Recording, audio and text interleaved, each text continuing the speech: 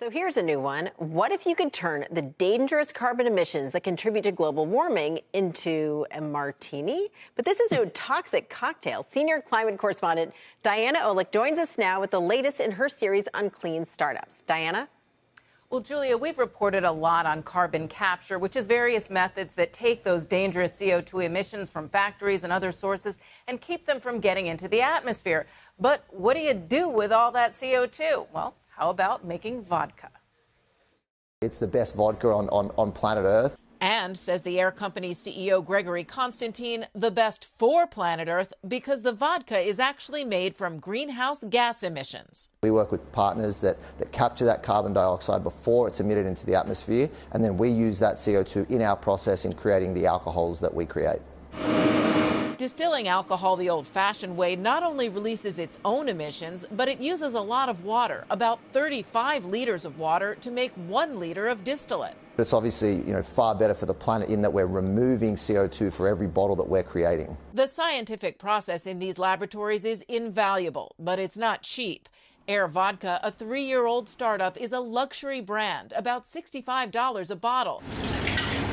But at Bathtub Gin in Lower Manhattan, the vodka is getting high praise. So once we tell them, hey, this is how it's made and it's got a negative carbon footprint, all those really beautiful things is what happens to make them want it even more. And then they go looking for it, going, where can we get it? The company is now going beyond vodka, launching a perfume line made of CO2 and opening its 3rd production facility.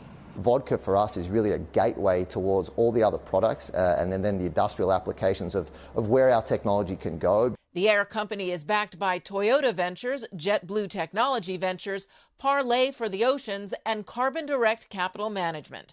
Total funding to date, just over $40 million.